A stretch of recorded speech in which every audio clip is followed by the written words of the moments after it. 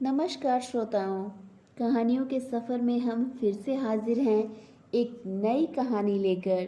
कहानी का शीर्षक कुछ इस प्रकार से है, व्यर्थ का प्रयास। तो चलिए देर न करते हुए हम कहानी की शुरुआत करते हैं। वर्षों पहले एक समुद्र में एक नर और एक मादा कौवा खूब प्रसन्न होकर जल क्रीड़ा कर रहे थे। अचानक समुद्र की एक लौटती लहर में कौवी जो थी वो बह गई, जिसे समुद्र की किसी मछली ने निगल लिया। नर कौवे को इससे बहुत दुख हुआ। वह चिल्ला चिल्ला कर विलाप करने लगा। पल भर में सैकड़ों कौवे भी वहां आ पहुंचे।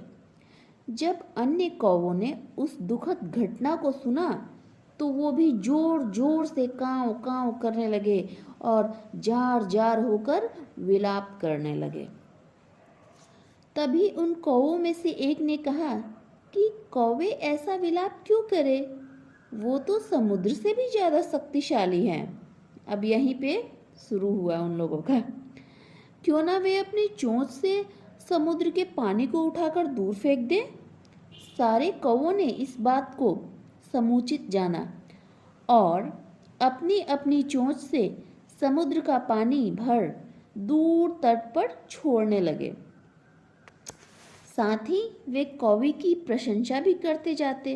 एक कहता, कौवी कितनी सुंदर थी, तो दूसरा कहता, कौवी की आवाज़ कितनी मीठी थी।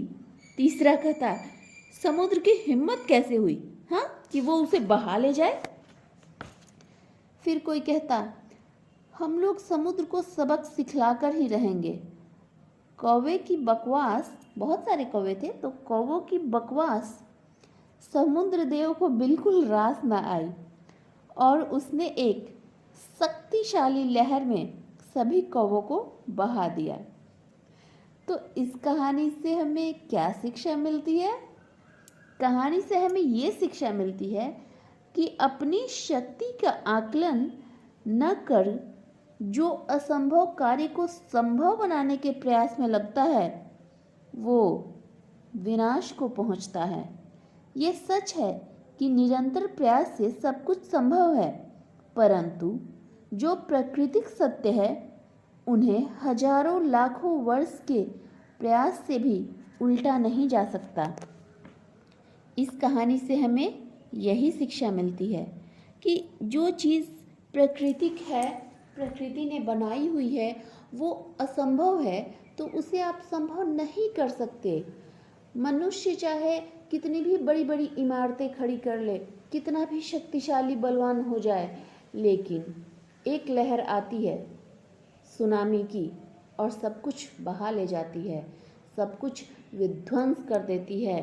तो इसलिए अपनी शक्ति का आकलन न करें। जो असंभव कार्य को संभव बनाने के प्रयास में लगता है तो उसका समूल विनाश निश्चित है।